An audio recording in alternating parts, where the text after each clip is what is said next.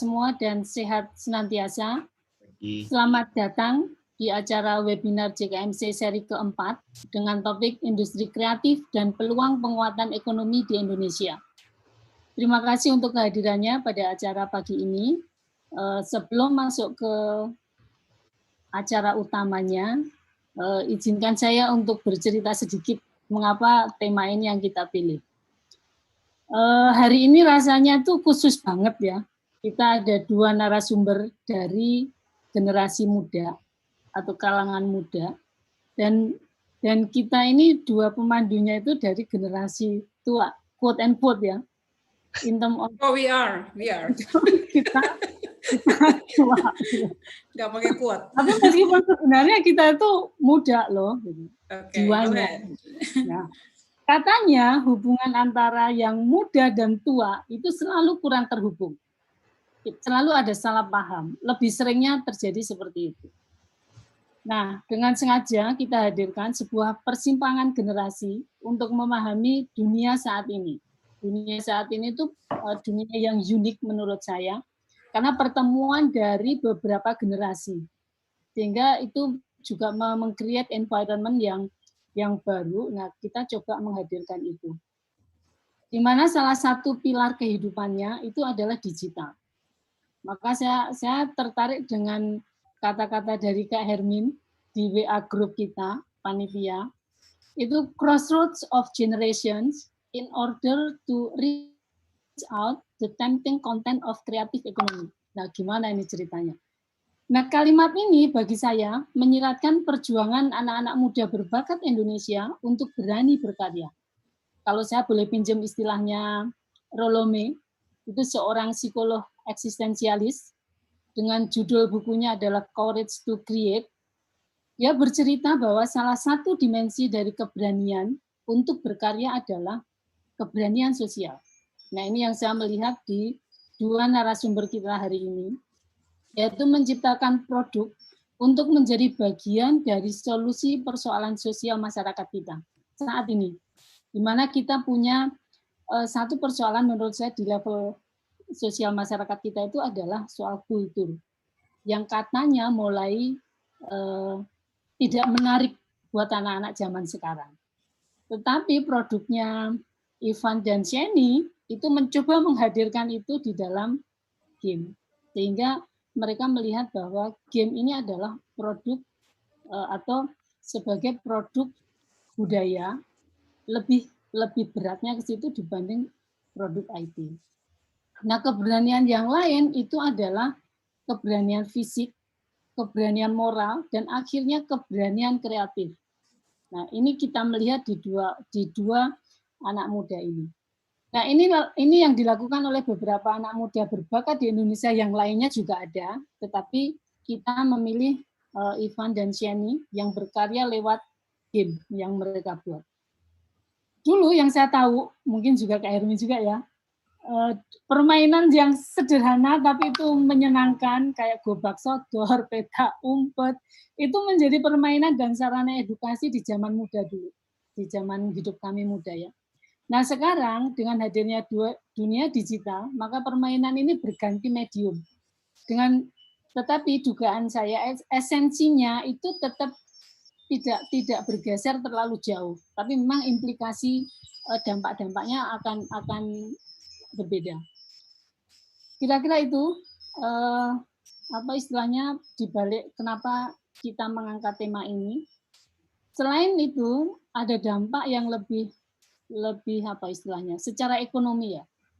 Ternyata dengan kehidupan dunia digital ini juga menjadi tulang punggung perekonomian di suatu negara. Bukan hanya satu masyarakat, tapi juga satu negara. Dampak psikologisnya juga itu dengan game bisa menstimulasi unsur atau dimensi di dalam individu itu kognitif, afektif, psikomotorik itu terstimulasi dan bisa membantu individu untuk berkembang. Nah, nanti dampak-dampak yang lain bagaimana mengatasinya, nah itu kita bahas nanti. Nah, untuk mendapatkan insight lebih jauh, maka saya serahkan ke Kak Hermin untuk mengeksplor lebih jauh dua orang muda yang kita punya pagi ini, yang muda yang berkarya. Terima kasih sekali lagi untuk kehadirannya dan semoga terinspirasi. Salam kreatif dan mari menjadikan Indonesia lebih baik dan maju. Monggo, Dr. Istiani Cornelia, biar keren ya, ada kasih dokternya di depan. Nah, terima kasih. Sebetulnya gue agak gerah karena foto gue persis sebelahnya Ivan, jadi kelihatan banget ya jomplang perbedaan usianya. Van, lu jangan ketawa lagi, jadi makin kelihatan gue yang generasi yang sangat yang agak jauh gitu. Nah, oke. Kurang lebih gini. Selamat pagi teman-teman semua. Selamat akhir pekan dan terima kasih udah hadir ya. Saya mungkin lebih beberapa hal karena saya orang media, saya coba melihat ini dari helikopter view terhadap apa yang karya dua anak muda ini, teman kita ini Ivan sama Sheni. Nah, yang kita akan bahas kurang lebih angle besar kita adalah bagaimana industri kreatif digital kontribusinya dalam memperkuat ekonomi Indonesia, ekonomi nasional. 2 dekade lalu mungkin atau bahkan 1 dekade lalu kita tidak terbayangkan membahas soal games, permainan interaktif di dalam sebuah seminar atau webinar ya. Waktu itu mungkin kalau dulu belum ada webinar, sekarang kita ngomong webinar. Nah, industri kreatif sendiri tentu saja ada core-nya dan ada sub-core-nya. Tapi 2 young talent, atau kalau saya setelah membaca teks mereka, mungkin saya lebih menyebut 2 digital brainer ya, dan 2 digital entrepreneur Indonesia dengan rekor yang menurut saya kok karya-karyanya itu membalap jauh melebihi usia mereka. Ada banyak magnitudo yang mereka naikkan di dalam perjalanan mereka yang 1 dekade lebih ini. Dan mungkin saya sharing dulu hal yang menggembirakan, yaitu keduanya menunjukkan satu fundament yang buat saya menarik sekali, yaitu melalui karya ini kita melihat bahwa creativity goes beyond age. Creativity nembus social class, bahkan menembus edukasi, lintas batas, lintas generasi. Dan itu mereka perlihatkan dalam elaborasi karya-karyanya yang bukan hanya leading secara bisnis, tapi juga paralel dalam jangkauan market ya. Sehingga misalnya Sheni bisa klaim bahwa we are the biggest Indonesian game development in the country. Nah, izinkan meskipun tadi Isti udah perkenalkan, saya mau tegaskan lagi, Ivan Chen adalah CEO dari Ananta Rupa Studios dan presiden dari Cakra Association. Kerjaan si Ivan ini adalah mentoring dan teman-temannya untuk mentoring startup di tanah air dan juga membantu sejumlah sosok-sosok kunci di beberapa kementerian RI. Gue nggak bisa sebut kementeriannya apa, nanti Ivannya digetok. Nah, kemudian dia juga Januari lalu itu media mengambil berita yang menurut saya menarik sekali secara news value, karena kalau di dalam media kami magnitudo terbesar itu first timer. Jadi Ivan ini adalah brainer di balik lahirnya e-sport game pertama di Indonesia. Umurnya muda sekali tapi bisa manggil dewa-dewa. Nah, Lokapala ini dewa penjaga mata angin itu dia masukin ke dalam industri digital game-nya dia yang menjadi e-sport game pertama. Kemudian di sebelahnya Ivan, this beautiful lady, thank you Sheni for joining us, adalah co-founder dan chief operating officer dari Agate, yang tadi yang sudah kami sebutkan adalah the biggest Indonesian game development company in the country. Dan hemat saya nanti presentasinya Sheni yang akan menunjukkan kepada kita bahwa statement dia ini sebenarnya tidak berdasarkan kata-kata kosong. Nanti dari slides-nya dia akan terlihat sekali bagaimana fakta-fakta itu menunjuk sehingga mereka bisa menyebutkan diri bahwa biggest game company in the country. Nah, kedua anak muda ini sebetulnya karya mereka itu tumbuh dari hobi, dari cinta, dari kesukaan pada permainan, ya.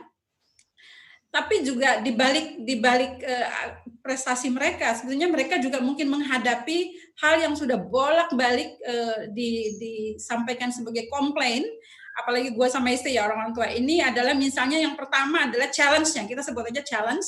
Yang pertama adalah addiction yang bisa ketagihan yang bisa dihasilkan oleh game ini, permainan ini. Unproductive time, anak gue misalnya tadinya nggak bikin PR, sekarang gara-gara game udah nggak bikin PR, dipanggil pun udah budak aja kupingnya, udah nggak nyaut.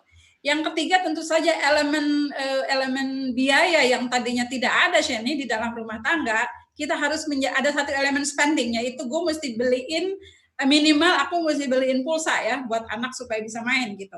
Nah itu tuh lu gue rasa nih mesti tanggung jawab nih Sen, lu harus jelasin. Dan yang lain adalah sudah pasti kesehatan otak sampai kesehatan mata and so on. Tapi having said of that, menurut saya yang menarik sekali dari Ivan sama Sheni adalah bagaimana kita bisa mendengar dua anak muda ini mentransformasi semua kecemasan kita tentang tadi menjadi hal yang positif, menjadi suatu industri, bahkan menjadi penyumbang revenue di dalam ekonomi kreatif Indonesia. Jadi saya usul setiap hadirin teman-teman yang nanti ada di sini dan yang akan datang memanfaatkan si Sheni sama Ivan mumpung gratis ya. Nah, kalau di luar pasti mahal, kita harus pakai mereka. Jadi tanya, debat, minta ide, kalau perlu kasih ide supaya forum akhir pekan kita ini mengalirkan dopamin ya, sesuai yang dijanjikan Sheni, kegembiraan dan optimisme di tengah pandemi.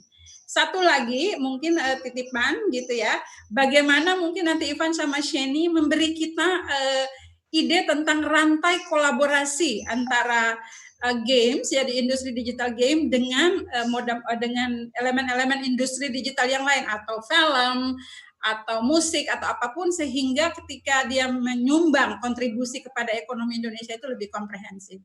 Untuk Ivan dan Sheni, saya persilakan untuk melockdown kami semua di dalam session ini seluas-luasnya. Monggo, silakan. Mau Ivan dulu atau Sheni dulu, Desti? Saya serahkan.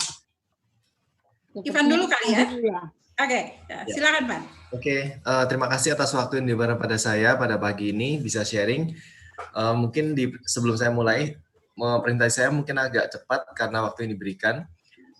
Saya langsung mulai ya. Silakan.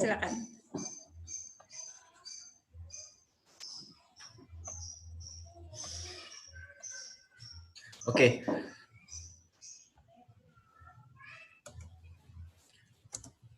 Selamat pagi, nama saya Ivan. Saya owner dari Ananta Rupa Studio.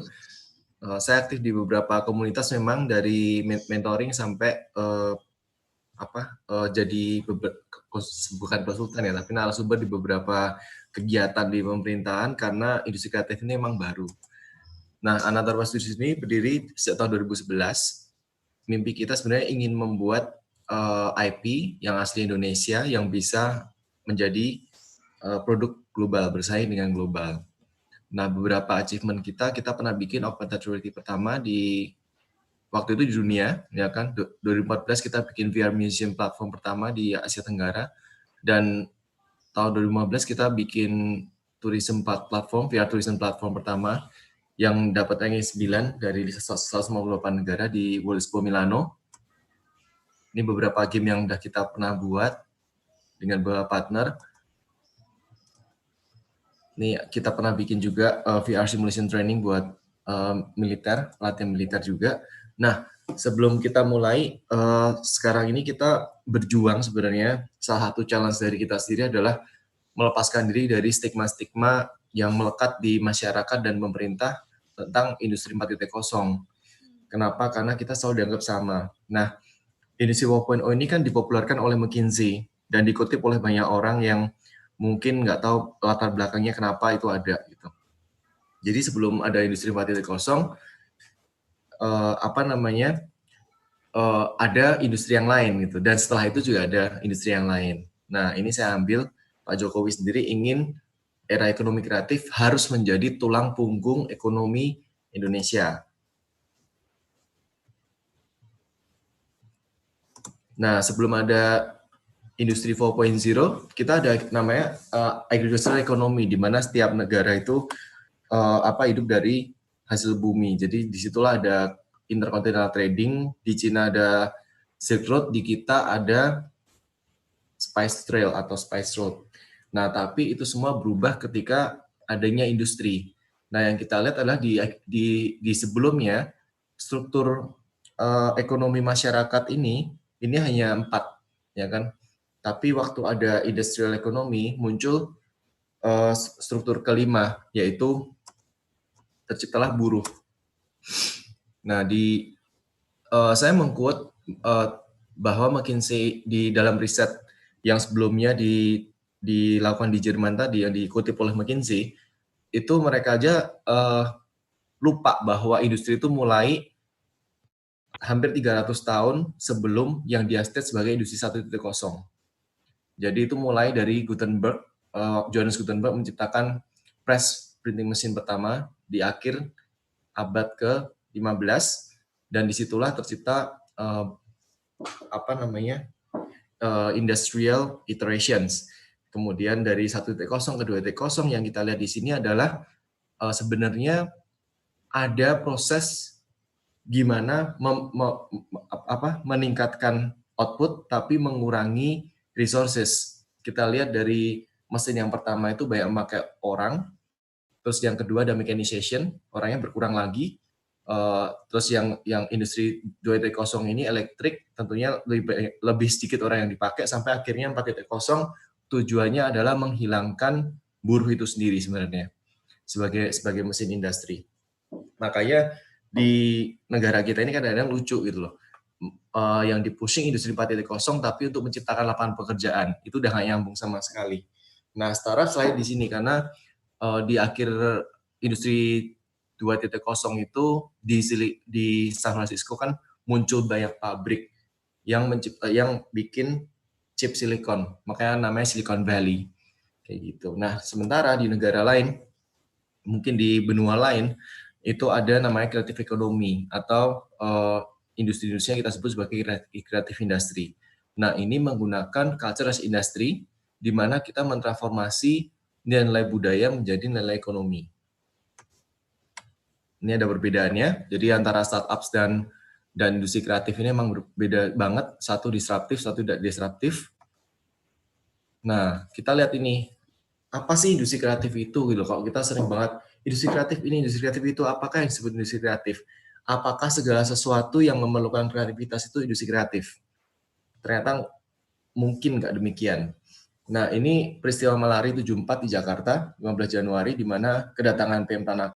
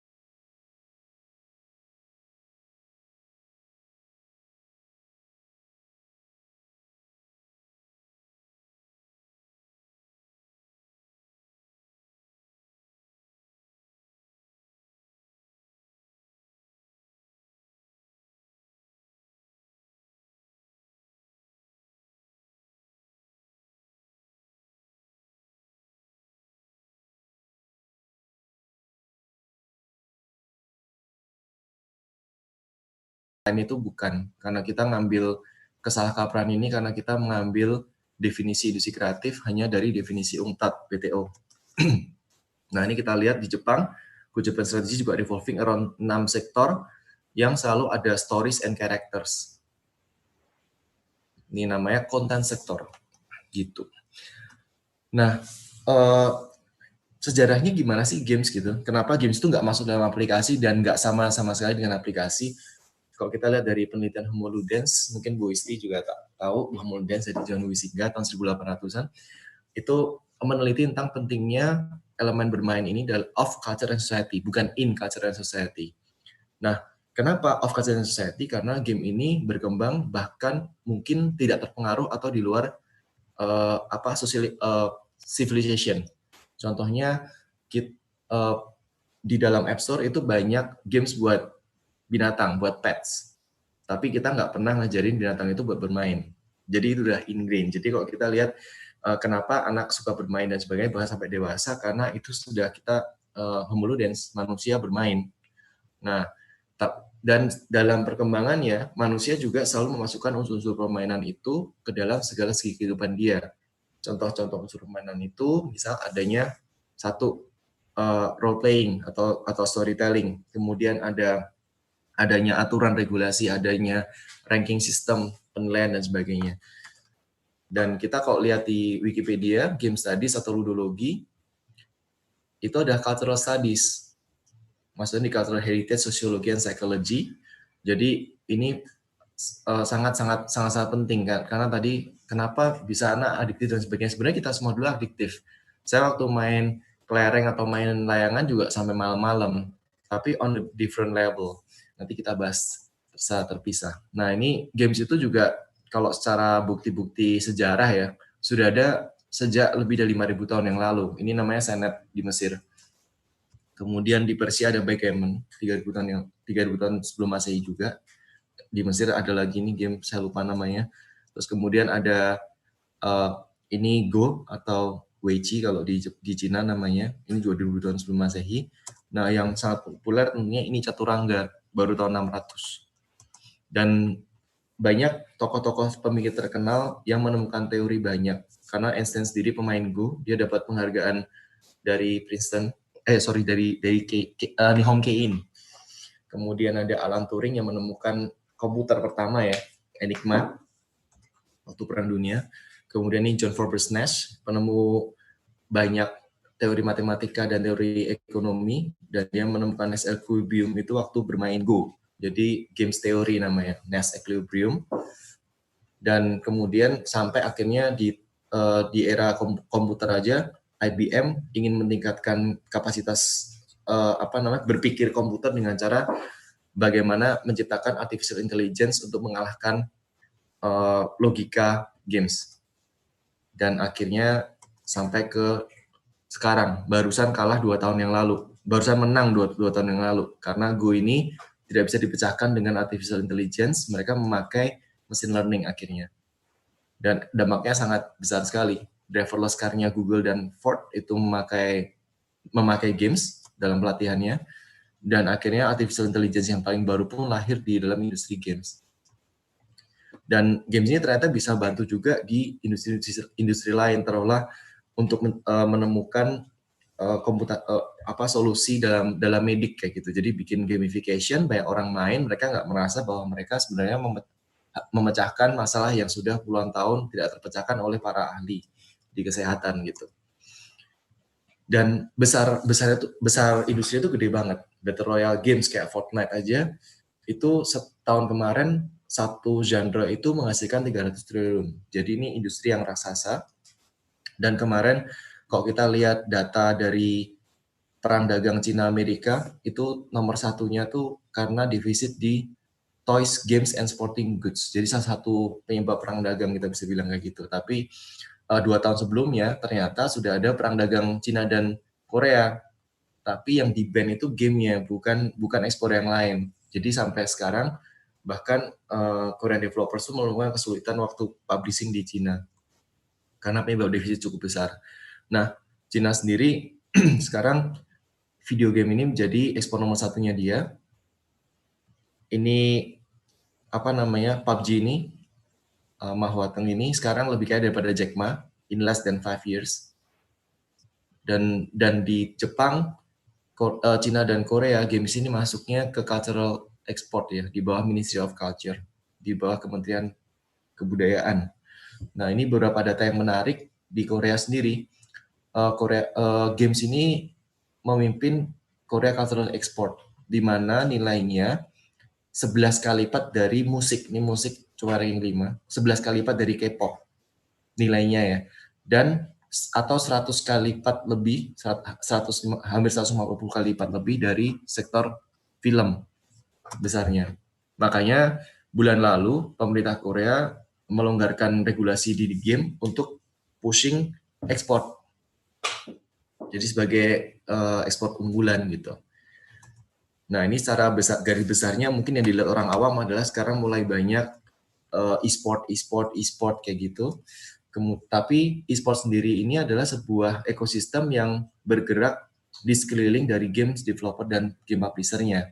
Jadi e-sport itu bukan cuma semata-mata hanya turnamennya atau pro timnya aja gitu. Nah sebenarnya dan secara besar industri e-sport sendiri revenue-nya itu besar 16 triliun tahun kemarin, tapi itu hanya sebuah puncak dari gunung es raksasa yang namanya industri game yang besarnya 1.700 triliun tahun kemarin dan growth-nya itu year on year-nya hampir 10%. Tahun ini di Indonesia pemain game itu bergerak dari tahun kemarin yaitu dari 60 juta ke 100 juta orang. Jadi bakal ada 40 juta pemain game baru di mobile aja. Jadi bisa dibilang sepertiga orang Indonesia main games di mobile. Jadi itu menjadikan sesuatu yang besar banget ya.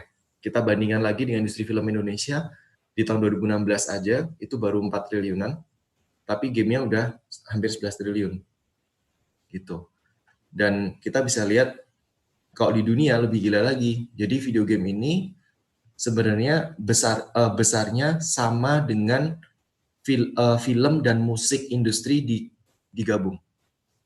Jadi besar banget. Nah, di Indonesia gimana perkembangannya secara value ya?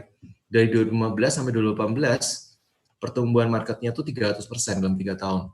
Sedangkan pertumbuhan ekonomi nasional kita dalam 3 tahun, dari 2015 sampai 2018, itu rata-ratanya hanya 1%. Jadi, logikanya kalau kita bisa pushing industri game dalam negeri nih, ya kan, kita bisa membantu perekonomian nasional. Logikanya seperti itu.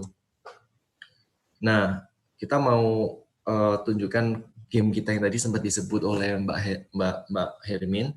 Jadi Lokapala ini emang dari riset kita bertahun-tahun dari budaya Indonesia, budaya Nusantara, kita banyak mengangkat tokoh-tokoh Nusantara secara historical figures maupun mythological figures kayak gitu. Jadi kita ada banyak melakukan seperti ini. Contohnya ini Gajah Mada namanya Gino. Kemudian ini Raden Wijaya yang ada di game kita, karena kita mau satu memperkenalkan kembali nilai budaya kita ke dalam generasi muda kita melalui medium game. Jadi tadi kalau kita sebut industri kreatif itu kan selalu ada 3 hal, konten, konteks, dan medium. Jadi bukan tentang teknologi sebenarnya, bukan tentang disruptif, bukan. Nah, ini adalah usaha kita. Jadi semoga kita bisa bersama-sama buat membentuk generasi muda kita supaya lebih kuat lagi secara perkembangan karakternya kayak gitu. Ini beberapa kegiatan kita sudah bekerjasama dengan beberapa pihak dan ini adalah kolaborasi kita. Jadi ada musik, ada komik. Musik Elwin ini komposer musik kelas dunia yang besarnya di London, teman kita juga. Ada komik artis juga dan ini kita bekerjasama dalam Lokapala gitu. Itu sih. Terima kasih Mbak Hermin, terima kasih Bu Esti. Sekian presentasi saya. Mungkin nanti kalau ada yang lain kita bisa sambung lewat tanya jawab gitu. Terima kasih Ivan. Langsung Sheni aja ya. Sheni bisa menyambung mempresentasikan pemikiran-pemikiran dan materinya. Kita tunggu. Silakan Sheni. Oke, makasih Bu Hermin. Sama-sama sayang. Silakan. Sebentar ya, aku share screen dulu.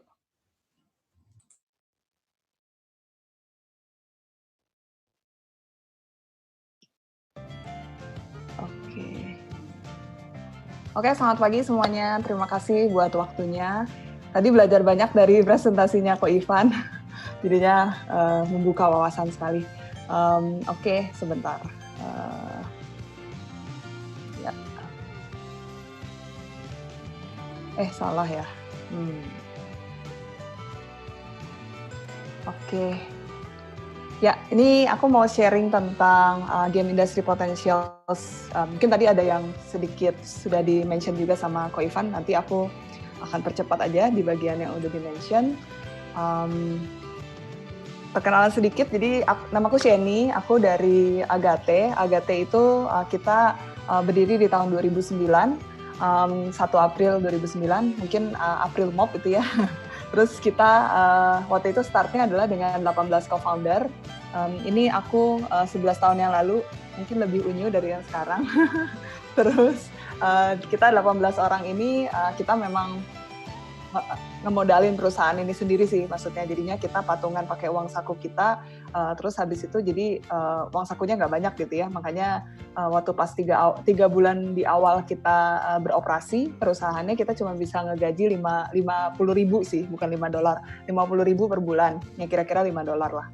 Nah terus waktu itu karena mungkin tadi udah sempat di-mention juga sama Ko Ivan bahwa Jepang itu mungkin salah satu negara yang memang secara industri game udah jauh lebih berkembang daripada Indonesia. Jadi Indonesia itu kalau apalagi 11 tahun yang lalu, kayaknya industri game dan juga ekosistem game development di Indonesia itu hampir nggak ada gitu. Makanya jadi gap antara game development di Indonesia dibandingkan di luar itu jauh banget. Sementara ini kan persaingan di industri ini tuh global, makanya kita dari awal pas kita mulai kita sadar diri kita harus bekerja, belajar lebih keras daripada negara-negara lain mungkin supaya kita bisa catch up gitu sama industri game global. Terus fast forward ke sekarang kita adalah Indonesian Game Dev Company yang paling besar. Sekarang kita ada 230 karyawan. Kita headquarter-nya di Bandung, terus habis itu kita punya parallel projects itu dalam satu waktu ada 15 parallel project. Itu sih. Nah, terus ini mungkin sedikit share aja tentang company purpose kita. Kita itu mau bring meaningful play untuk semua orang, kapanpun, dimanapun. Jadi meaningful play itu adalah, jadi kita pengen supaya orang itu main, dia mendapatkan sesuatu gitu, ada artinya gitu dia main tuh, nggak cuma sekedar main aja. Jadi contoh misalnya kita jadi punya tiga business division. Yang pertama adalah console game. Jadi kita bikin game konsol untuk orang-orang bisa main di rumah. Terus yang kedua adalah game mobile yang dimana orang bisa main sambil dia pergi-pergi gitu.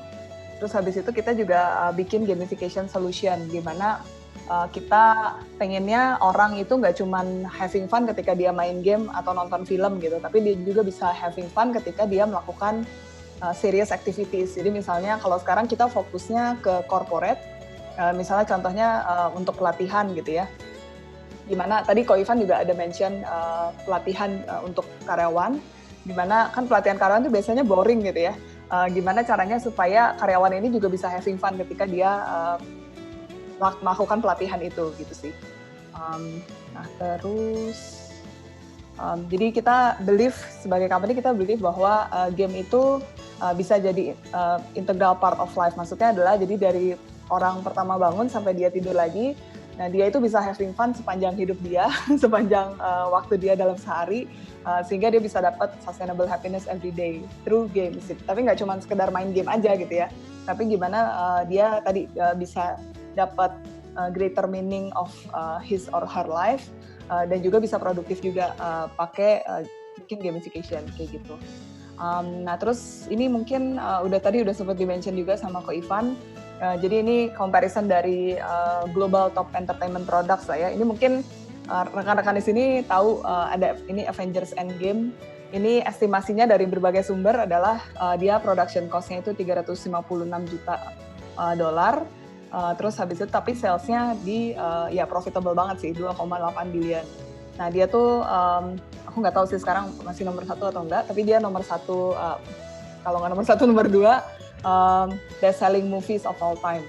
Nah terus habis itu kalau di industri yang sebelah gitu, industri game, ada game namanya Grand Theft Auto. Dia production cost-nya itu lebih kecil sedikit daripada Avengers Endgame, tapi secara sales dia ini 3 kali lipatnya dari si Avengers Endgame gitu. Jadi production cost-nya bisa lebih murah, tapi sales-nya jauh lebih tinggi. Sementara itu secara peringkat pun ternyata si Grand Theft Auto ini bukan nomor 1-nya di game juga. Dia ternyata revenue-nya tuh dibandingkan dengan game-game lain itu dia nomor 13. Jadi dari sini aja udah kelihatan bahwa industri game itu tadi mungkin seperti kalau Ivan mention sangat giant industry sih. Jadi dibandingkan film pun jauh lebih besar. Nah terus ini growth juga masih cukup cepat ya, kalau globally itu sekitaran 10%. Jadi mungkin ini kalau di tahun 2018 itu, ini mungkin tadi Bu Hermin udah sempat mention juga, game itu kan kenapa sih sangat adiktif gitu, karena game itu membantu orang untuk mengeluarkan dopamin yang membuat dia merasa senang gitu ya. Jadi kita ini comparing industri game dengan another industri, dopamin industry, yaitu industri rokok. Saya nggak ngerokok by the way, saya nggak suka sama orang yang ngerokok. Cuma maksudnya anyway, jadi cuma sama kan orang yang kenapa suka ngerokok itu karena juga itu membuat dia senang gitu. Nah kalau dibandingin di tahun 2018 itu revenue-nya industri game itu 1/5-nya dari industri rokok. Nah terus kalau misalnya growth-nya tadi kan si Ko Ivan udah mention juga ya, growth-nya itu masih sangat cepat dari tahun ke tahun, dan kalau diproyeksikan sampai tahun 2030 industri game itu nantinya kalau growth-nya sama terus itu akan jadi setengahnya dari industri rokok. Jadi bisa dibilang dari snapshot ini industri game itu adalah the next big dopamine industry gitu.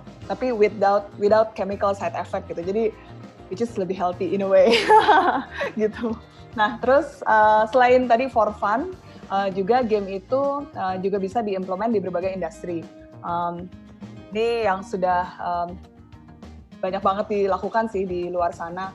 Misalnya contoh di US Army itu dari 20 tahun yang lalu sekitaran, mereka itu udah implement games untuk jadi metode pelatihan untuk para prajurit lah ya, prajuritnya US Army gitu. Jadi mereka latihan perang pakai game kayak game tembak-tembakan gitu. Cuman memang pasti akan lebih sophisticated in term of karena kan harus betul-betul mensimulate real life gitu. Nah terus juga di industri-industri lain tadi juga Ko Ivan udah mention udah ada crowdsource game yang bisa membantu untuk figure out kayak enzim baru dari suatu virus atau solusi virus gitu. Jadi games itu bisa membuat orang nggak sadar bahwa dia tuh sebenarnya melakukan sesuatu yang produktif, tapi dia melakukan itu dengan menyenangkan gitu.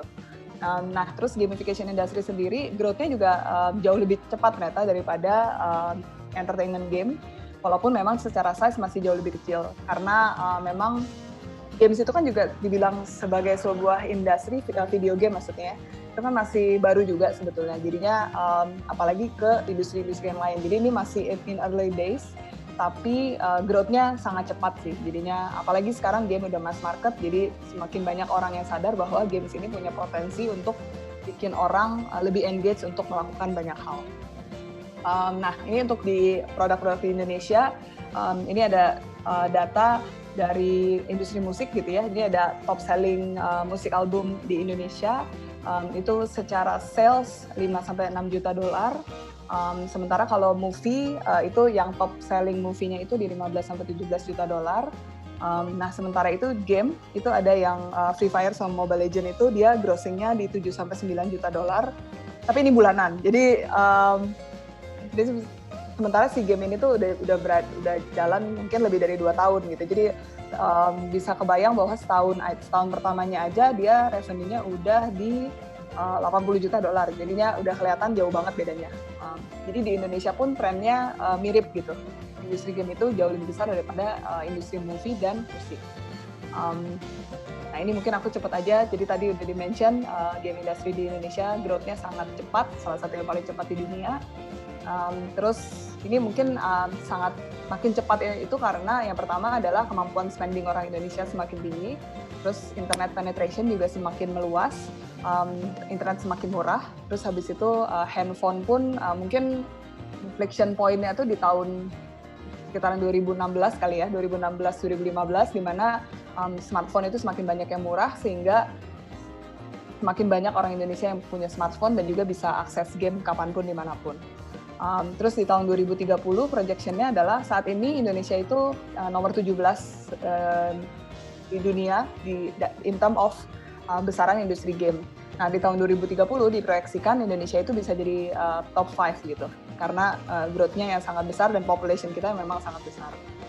Begitu. Terus Nah, cuman di luar, walaupun industrinya sangat besar, tapi sebenarnya secara local game ecosystem kita tuh masih sangat tertinggal sih. Jadi kabar yang tidak terlalu baiknya adalah saat ini itu market share dari yang tadi $1 billion itu berapa ya? $1 billion, 10 triliun mungkin ya. Jadi itu market size dari game di Indonesia. Sementara itu market share yang diambil oleh pelaku industri lokal itu tuh less than 1% gitu. Jadi ini lumayan brutal fact lah mungkin yang harus kita sama-sama tilik lebih lanjut. Sementara itu kalau di negara lain, ini di China, Korea, dan Vietnam, mereka itu market share dari pelaku industri lokalnya itu udah lebih dari 50%-nya gitu. Jadi lebih dari setengahnya itu masuk ke pelaku industri lokal. Jadi ini kita harus catch up banget sih. Terus yang kedua adalah, jadi sebenarnya itu kan market share tuh seperti outputnya gitu ya. Tapi sebenarnya dari sisi, itu mungkin kayak hilirnya gitu ya. Nah kalau hulunya itu sebenarnya dari sisi pengembangan produknya pun ternyata investasi untuk pengembangan produk game itu di Indonesia tuh masih sangat kecil dibandingkan dengan negara-negara lain yang industri gamenya udah jauh lebih besar gitu. Jadi cuma $2 juta, sementara di China, Korea, Vietnam aja kalau usah jauh-jauh itu udah $50 juta investment untuk pengembangan gamenya. Jadi in a way mungkin itu salah satu faktor juga yang menyebabkan ya market share-nya jadi kecil gitu. Nah terus habis itu dari sisi perusahaannya juga ternyata perusahaan yang bisa menyerap investasi untuk pembuatan game juga agak banyak ya, misalnya Anantarupa, Agate, terus ada beberapa perusahaan yang lain, jadi established company-nya tuh nggak banyak gitu. Sementara itu China udah nggak usah dibilang, ada puluhan ribu perusahaan game di sana, sementara kalau di Vietnam itu juga udah 10 kali lipat daripada kita gitu secara jumlah perusahaan yang sudah established. Nah, dari sisi talentnya juga ternyata kurang juga gitu kalau dibandingkan dengan nggak usah jauh-jauh lagi Vietnam 20.000 talent, sementara di Indonesia itu nggak nyampe 2.000 talent game development yang memang udah siap terjun ke industri. Jadi ini mungkin state-nya yang memang kita bareng-bareng Anantarupa, Agate, dan perusahaan-perusahaan game yang lain yang lagi berusaha banget supaya kita bisa segera mengembangkan ekosistem ini sih biar lebih bagus lagi. Nah ini aku cepat aja, mungkin game tuh kan sekarang makin banyak banget ya, macemnya gitu. Nah jadi ini aku mau cerita tentang gimana, mungkin pembagiannya lah dari sisi budget dan juga dari sisi bisnis model. Ini aku pinjam logonya ya Kak Ivan. Jadi ini dari sisi budget dan dari sisi bisnis model. Jadi kalau mungkin lihat dari yang paling kiri dulu, ini adalah free to play casual games. Maksudnya casual games adalah games yang bisa dimainkan oleh siapapun, literally siapapun. Apa nenek-nenek, anak kecil itu bisa main gitu ya. Terus itu biasanya gamenya ya bukan biasanya sih, biasanya benar. Biasanya budgetnya ya agak low dibandingkan dengan yang gamenya yang lebih kita sebutnya core gitu ya. Contoh-contohnya mungkin ini ada yang familiar juga rekan-rekan di sini, Candy Crush gitu ya. Banyak ibu-ibu yang bilang saya nggak suka game gitu, padahal handphonenya dia main Candy Crush gitu. Terus dan game-game yang lain, ada yang namanya sekarang game hyper casual yang bahkan sambil cuci piring juga bisa main gitu ya. Jadi sangat mudah dimainkan. Terus ada juga game yang kita naik ke atas yang budgetnya lebih tinggi tapi juga masih free to play mobile. Itu yang biasanya ada game yang untuk tujuannya untuk e-sports, ada juga yang game memang tapi bukan e-sports tapi mungkin dimainkannya bisa bertahun-tahun gitu. Ini contoh-contohnya ada Clash of Clans, mungkin bapak-bapak di sini mungkin cukup familiar, dan juga ternyata ada banyak game lokal juga yang mulai ke arah free to play mid-core ini. Contohnya e-sports skin dari Agate dan juga Lokapala dari Anantarupa. Nah, terus habis itu kita geser ke kanan, itu yang bisnis modelnya premium dan juga high budget. Itu ini juga mungkin pada zaman kita masih sekolah atau kuliah gitu ya, ada game-game yang kayaknya klasik banget gitu, kayak Final Fantasy Remake yang sekarang kayaknya grafiknya pun udah luar biasa. Terus ada juga yang biasanya sih perempuan-perempuan suka main, itu The Sims gitu ya. Itu yang budgetnya tinggi dan premium tuh maksudnya kita harus beli kasetnya gitu loh kalau zaman dulu. Nah kalau ke bawah kita yang low budget juga ternyata ada game premium tapi low budget. Itu biasanya oleh tim-tim yang kecil. Terus habis itu, tapi biasanya pengembangannya bisa lama juga sih. Contohnya kalau title lokal yang sukses itu ada namanya Coffee Talk, itu dari Toge Production, terus ada Vatrian Arc dari Agate, kayak gitu.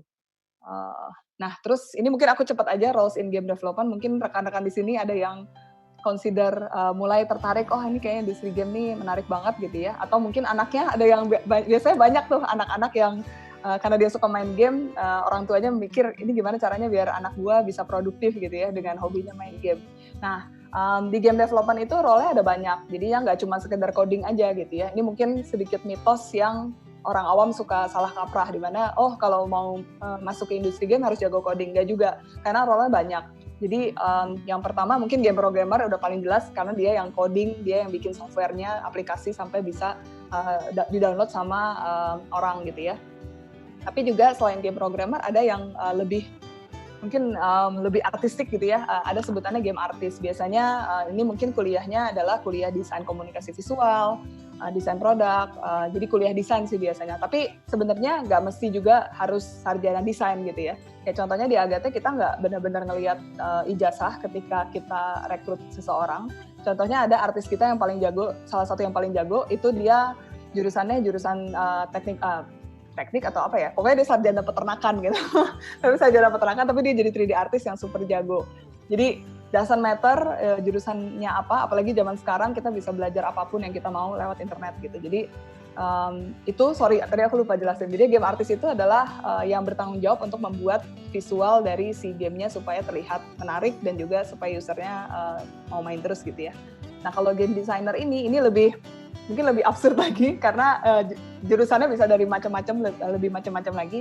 Cuman game designer ini yang bertugas untuk merancang permainannya itu, jadi flow dari permainannya itu dari awal sampai akhir itu kayak gimana sih. Dari flow ini dia juga yang mengoversee, membantu si game producer untuk memastikan flow ini tuh sudah terimplement dengan baik di gamenya. Terus habis itu jadi dia lebih ke mungkin rada-rada kayak arsitek juga ya kalau bikin rumah mungkin. Tapi ini dia biasanya yang paling paham gimana caranya supaya orang itu mau terus main di dalam gamenya. Mungkin audio engineer mungkin udah cukup jelas yang membuat si suaranya. Kalau tadi artis lebih ke visualnya. Game tester, nah ini mungkin game tester ini salah satu entry level yang cukup common untuk dijadikan entry level buat orang masuk ke industri game. Apalagi yang memang nggak ada background di IT mungkin ya. Nah, terus kita masuk ke game producer, di mana game producer itu gabungan antara project manager dan juga dia ada slight of business-nya juga, tapi dia juga harus punya pengetahuan yang bagus di game design lah. Jadinya dia mungkin biasanya sih dia generalis dari supaya dia objektifnya adalah mendeliver si gamenya on quality, on budget, on time gitu. Nah ini mungkin lebih spesialisasinya lagi sih. Ini kecil-kecil banget ya, cuman menggambarkan bahwa project game itu tadi dari yang mulai low budget sampai high budget itu biasanya sih berhubungan langsung dengan jumlah timnya. Jadi kalau misalnya scope gamenya kecil, misalnya pembuatan game itu sebulan 2 bulan gitu, timnya kecil, let's say 4 orang gitu, biasanya 4 orang ini tuh lebih generalis, dia jadi handle semuanya. Sementara kalau game yang seperti yang tadi Final Fantasy Remake, misalnya dia yang pembuatannya juga lebih dari 5 tahun, melibatkan ratusan orang, biasanya sih role dari setiap orangnya itu bisa lebih spesialis lagi. Misalnya artisnya itu nggak cuma sekedar artis, tapi dia juga ada konsep artisnya, ada UI artis, ada karakter artis, jadinya udah lebih spesifik. Jadi yang karena quality yang di-expect juga udah jauh lebih tinggi, sehingga perlu spesialisasi di situ. Terus ini mungkin aku go through cepat aja proses dari game development, dari nothing itu jadi suatu produk yang bisa dipakai sama orang gitu ya. Jadi ini mungkin dibagi jadi 3 besarnya itu sebenarnya creation, production, operation. Creation itu adalah yang tadi dari out of nowhere gitu, kita nggak ada apa-apa, kita bikin suatu ide, terus dari ide ini misalnya kita mau bikin game tentang bikin kue gitu ya misalnya. Nah bikin kue ini terus cara mainnya gimana itu kita bikin dulu idenya, biasanya sih di kertas aja gitu. Terus habis itu kita sebutannya ada prototyping, di mana di situ kita di prototype itu menggambarkan bagaimana sih pengalaman bermainnya gitu. Jadi yang kita sebutannya core gameplay dari si ide itu. Dari prototipe itu biasanya langsung kelihatan apakah si game ini tuh seru atau punya potensi untuk jadi seru atau enggak gitu. Nah setelah prototipenya jadi, kita biasanya ada feasibility study. Feasibility study ini bisa technical dan juga bisa dari sisi bisnisnya juga.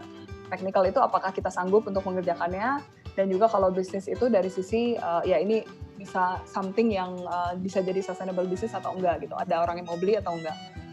Terus habis itu kita masuk ke pre-production, ke production.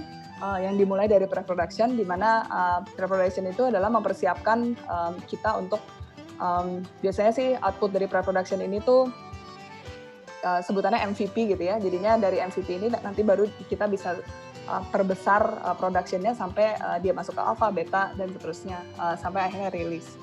Di operation ini adalah, jadi game itu ketika udah rilis bukan berarti kerjaannya beres sampai situ, tapi juga kita harus lanjut terus tambahin kontennya, tambahin fiturnya, terus habis itu kita dapetin feedback juga dari user supaya kita bisa terus improve produknya. Karena saat semakin kesini banyak game online mungkin disebutannya ya, yang memang dia bisa make profit sampai bertahun-tahun gitu. Jadinya itu pasti harus perlu disebutannya dioperate gitu. Dan ini feedback loop ini maksudnya adalah kita penting banget di zaman sekarang ini untuk kita selalu bisa melibatkan user dari mulai awal kita ideation sampai kita operate gitu. Jadi untuk meminimalisir resiko dari pembuatan produk yang gagal gitu. Jadi makanya kita harus melibatin user terus. Metodenya macam-macam.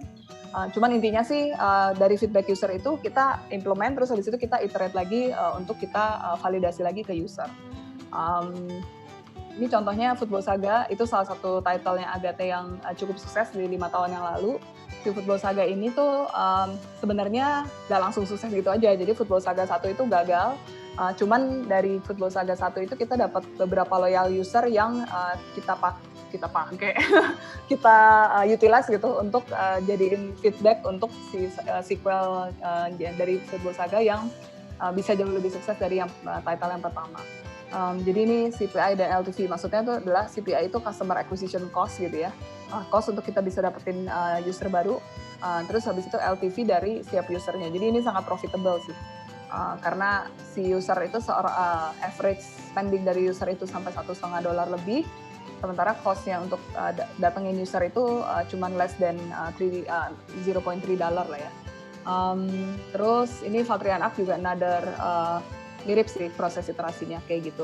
Nah terus ini live operation ini tadi contohnya tuh ngapain sih gitu. Ini kita waktu sejak ada pandemi COVID ini di mana orang stay at home, kita mungkin ada opportunity waktu itu di mana kita bikin campaign namanya Fun From Home. Jadi nggak cuma work from home gitu ya. Terus kita kasih voucher di situ. Terus kita kasih coins, tujuannya sih supaya semakin banyak orang bisa menikmati konten-konten kita, tapi juga ada beberapa user yang akhirnya jadinya spending lebih gitu, karena kita pancing mereka gitu ya.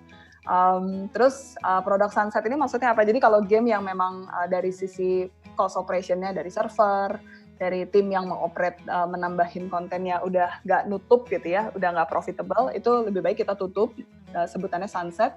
Contohnya yang kita lakukan adalah waktu kita tutup game kita namanya Kotak Kita, kita tutup, terus habis itu dari Football Saga juga waktu itu kita tutup dengan kita kasih kayak hadiah-hadiah terakhir lah supaya orang bisa menikmati gamenya di masa-masa terakhirnya gitu sih sebelum tutup. Terus ini mungkin sedikit show off dari produk-produk kita. Ini Pak Jokowi ada beli game ini karya Agate. Jadi ada ya game Valtrian Arc ini dibeli sama Pak Jokowi. Terus sorry. Oke aja. Peggy 12. Jadi ini gamenya itu kita sebagai kepala sekolah dari sekolah RPG sebenarnya gimana ya, jadi sekolah para pahlawan gitu. Ini gamenya ini cukup sukses terjual di Amerika Utara dan di Eropa. Jadi kita bangga banget sih karena kita bisa lumayan meninggalkan jejak lah gitu di sana, at least. Terus habis itu sekarang kita lagi Oh, terus game ini juga baru rilis di Southeast Asia juga di awal tahun ini, dan ada bahasa Sundanya. Jadi ini lumayan disambut baik sama gamer-gamer Indonesia karena mereka mungkin ngerasa lucu aja sih. Oh, ada game yang pakai bahasa Sunda gitu ya. Kenapa bahasa Sunda? Karena Agatha dari Bandung. Sesimpel itu. Nah, terus abis itu ada title kita yang lain. Ini mungkin rekan-rekan di sini yang ibu-ibu mungkin terutama, dan juga yang punya anak perempuan, boleh diajak main game ini. Jadi game Memories namanya. Tapi mungkin minimal usianya SMA sih ini. Nanti kontennya terlalu berlebihan kalau buat anak SMP. Nah, ini gamenya adalah kayak zaman dulu tuh pilih sendiri petualanganmu. Ini mungkin langsung play aja ya. Jadi kita salah satu cerita di dalam Memories ini, kita kerjasama sama Mariposa. Mariposa itu salah satu novel yang best selling sih di platform namanya Wattpad.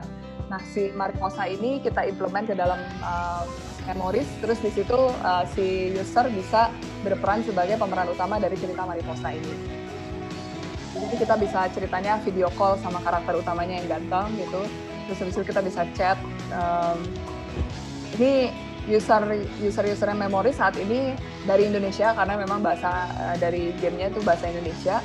Terus mereka sangat engage banget sih, kayak timnya tuh dikejar-kejar banget untuk rilis episode baru setiap minggunya gitu. Oke. Nah, terus ini Esports King. Esports King itu adalah game, kalau tadi kapalnya game esports, nah kalau yang ini tuh game kita jadi manajer esports gitu. Jadi kita mensimulasi kehidupan seorang manajer tim esports. Mungkin ini aku cepat aja yang terakhir.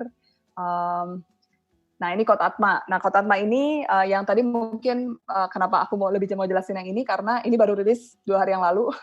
Dan juga yang kedua adalah karena ini sangat nyambung dengan apa yang tadi Ko Ivan ceritain tentang gimana sebenarnya game itu juga cultural product gitu ya.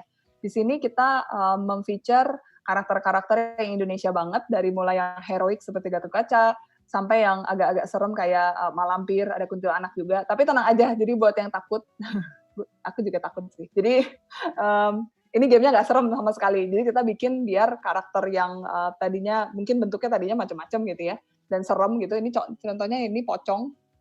Kita bikin supaya jadi keren. Jadi misi kita untuk kenapa kita membuat game ini adalah karena kita pengen banget untuk membawa budaya Indonesia ini bisa jadi dikenal juga di seluruh dunia gitu. Saat ini sih masih di Indonesia dulu, dan so far sih disambut sangat baik sama user, tapi kita juga pengen ekspor ini keluar supaya gak cuman orang Indonesia yang enjoy budaya dari Jepang atau Korea atau dari China, tapi juga orang keluar juga bisa enjoy budaya yang kita punya gitu.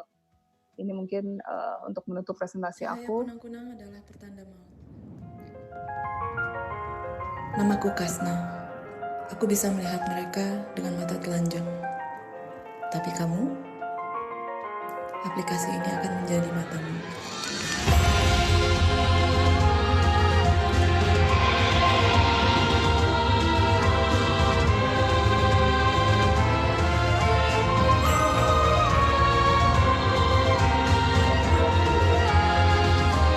Ada si Tumang juga, nggak anjing tuh si Tumang.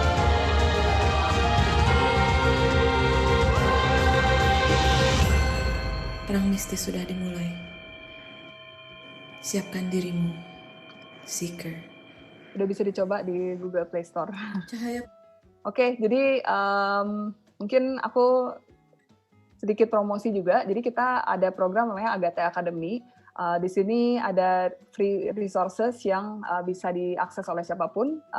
Mungkin tadi ada anak-anaknya rekan-rekan atau bahkan rekan-rekan sendiri yang pengen tahu lebih lanjut gimana caranya berkarya di industri game, itu bisa ada di grup chat. Dan satu lagi dari Pak Mulyawan, apakah bisa di-create untuk membantu dunia pendidikan daring gitu. Silakan saling berbagi. Saya rasa dua-duanya bisa jawab, atau either of you mana yang lebih merasa lebih nyaman jawab, silakan. Mungkin saya jawab dulu ya, Sen ya. Nanti ya, boleh. Gantian. Jadi kontribusi dunia kreatif dalam menghadapi COVID-19. Oke, tentunya kemarin kita udah dengar ya, kita harus stay at home. Jadi dari stay at home ini, game ini sebenarnya satu bisa membantu supaya orang-orang tetap stay at home. ya kan, karena mostly online. Yang kedua di bidang ekonomi, karena ini kadang-kadang nih ada banyak pertanyaan yang istilahnya apa ya, kita pegang gelas gitu, ya kan, ini gelas nih, industri kreatif, terus pertanyaannya agak jauh dari situ, jadi kayak kita juga susah menghadapi COVID dengan game gimana gitu. Tapi intinya kita bisa bantu buat orang-orang buat stay at home. Yang kedua adalah secara ekonomi, karena kemarin kita lihat bahkan Korea waktu pandemi COVID ini satu-satunya komoditas yang bisa diekspor itu cuma game. Film udah berhenti produksi. Makanya Korea bulan lalu nge-push gamenya supaya bisa nge-leading ekspornya mereka, karena tanpa logistik, game itu adalah kalau di WTO itu masuknya di cross border supply. Jadi ekspor barang tanpa ada kegiatan logistik. Terus yang kedua, create untuk bantu dunia pendidikan, yes, itu gamification, itu nanti Shani bisa jawab, karena memang bisa banget, karena game sendiri itu tujuannya bisa dimasukin banyak metode-metode untuk melatih orang kayak gitu. Terus kemudian untuk perekonomian Indonesia, ya ini bagus banget, karena Mobile Legends itu Cina dan sebagainya, betul. Dan ini Pak Aloysius ini yang salah satu menyebabkan Indonesia tuh defisit. Jadi kalau kita baca ada berita tentang defisit neraca perdagangan Indonesia dari game. Kenapa? Karena even Piala Presiden pun pakainya gamenya impor 2 kali. Gitu. Jadi ini yang harusnya kayak usaha ini juga nggak bisa cuma satu arah, karena kita tuh kan kalau di negara-negara lain tuh mereka pushing dari pemerintahnya tuh melakukan push ke regulasi, ke kebijakan publik ya, karena mereka yang punya bolanya tuh. Tapi kita nggak bisa sendirian di sini, ini ekosistem yang harus, kalau kita ngomong triple helix of innovation, ada institusi pendidikan, ada industri, ada pemerintah. Dan ini pemerintahnya masih belum sadar nih kalau perlu ada push di situ. Gitu. Jadi kalau bisa di posisi itu, tentunya kita bisa mengurangi defisit neraca dagang, maupun bahkan kita bisa dapat pendapatan dari ekspor. Kayak gitu. Itu dulu sih, ya. Oke, Shani ada yang mau ditambahin? Mungkin tadi kontribusi dunia kreatif dalam menghadapi COVID-19, tadi nambahin dari Ko Ivan aja sih, stay at home dan stay sane. Karena mungkin banyak yang... Sounds familiar. Jadi apalagi kalau yang tinggal sendirian mungkin ya, karena whatever reason lah, jadinya dia kesepian gitu. Biasanya dengan main game bareng-bareng sama yang lain, itu jadi berasa lagi party aja sih, jadinya kita mungkin help in that part. Terus habis itu, apakah bisa game ini di-create untuk bantu dunia pendidikan daring saat ini? Ini memang benar, apalagi semenjak COVID-19 ini ya, kayaknya banyak dengar dari teman-teman yang udah punya anak SD, anak TK bahkan, kayaknya lumayan tanggung jawab sebagai orang tua ini jadi jauh lebih berat gitu ya, karena harus ya itulah jadi gurunya juga gitu. Jadi ini suatu potensi baru sebenarnya. Tapi mungkin saat ini memang di Indonesia dan juga sebenarnya di negara lain sih, game itu masih belum terlalu banyak dipakai di dunia pendidikan. Karena banyak sih masalahnya. Cuman kalau di Indonesia sendiri udah ada company juga yang memang fokusnya tuh dibikin game edukasi. Terutama tapi untuk PAUD ya. Ada namanya Eduka Studio, dia basisnya aku lupa di mana ya. Jawa Tengah apa Jawa Timur? Di Salatiga. Oh, Salatiga. Eduka Studios, yes. Oke, yes. Eduka Studio itu dari Salatiga, dia bikin game untuk PAUD sih, setahu aku. Terus, tapi tadi again, game itu sangat potensial sebenarnya, karena apalagi anak-anak itu sangat edik sama game gitu ya. Karena memang jauh lebih menarik daripada belajar textbook gitu kan, daripada dengerin guru. Bahaya ini, bahaya. Ya, apa boleh buat gitu, sorry to say. Cuman, ya inilah, kayaknya butuh waktu lah, karena ya dunia akademis ini something yang lumayan kompleks lah untuk kita bisa implement sesuatu yang baru, mungkin gitu. Okay. Terus silakan kalau ada yang mau diatur dari pertanyaan. Tadi yang profitnya semuanya ke ya saat ini sih memang begitu sih, profitnya jadinya ya ke perusahaan China-nya gitu ya. Aku nggak ngerti lah mereka bayar tax atau enggak, semoga bayar. Terus jadi gini, ya silakan. Jadi aku nambahin dikit yang tadi tuh. Karena sekarang tuh voucher game itu kan gampang banget ya. Kita bisa ke Alfamart, Indomaret, kita bisa beli. Nah itu Alfamart, Indomaret mungkin cuman sebagai channel pembayaran aja. Ya kan mungkin cuma ambil kayak 5% atau 10%, 5% lah biasanya. Dan itu yang 95% yang lari keluar. gitu. Kalau misal dia nggak punya entity di Indonesia, makanya ini kemarin sampai ada perang dagang US trade Amerika Cina, ada Cina sama Korea itu juga gara-gara ini, banyak bocornya di situ.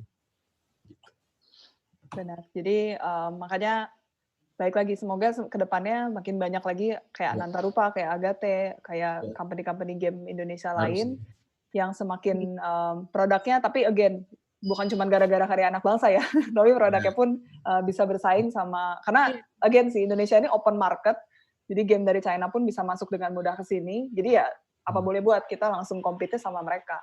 Betul. Jadi, kompetisinya ketat ya. Betul. Borderless, lebih tepatnya borderless. Iya. Kalau kita taruhlah kalau kita memulai di industri lain gitu, misalnya industri startup gitu, itu kita bisa mulai di lokal dulu, gimana kita bisa besar dulu terus baru keluar. Di game nggak bisa gitu, karena produknya borderless sekali kita launch di market, even itu di Indonesia, kita juga harus melawan industri yang asing. Makanya kayak di Amerika, di Cina kayak gitu, mereka melakukan pemblokiran kan. Jadi sebelum masuk diblokir dulu tuh. Jadi industri lokalnya Vietnam bisa juga gitu ya? Gimana? Vietnam juga gitu kan ya kalau nggak salah? Betul. Jadi di Vietnam itu juga kemarin Tencent nggak bisa masuk langsung. Jadi ada saringannya lagi tuh.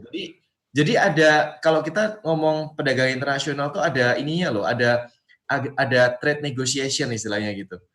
Taruhlah sekarang banyak di game kita tuh ada game Cina paling banyak ya, karena dia emang sekarang exported nomor 1 kan.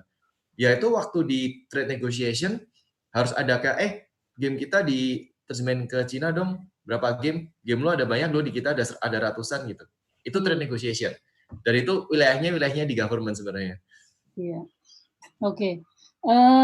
Boleh ini saya highlight ada satu pertanyaan yang menurut saya cukup signifikan ya.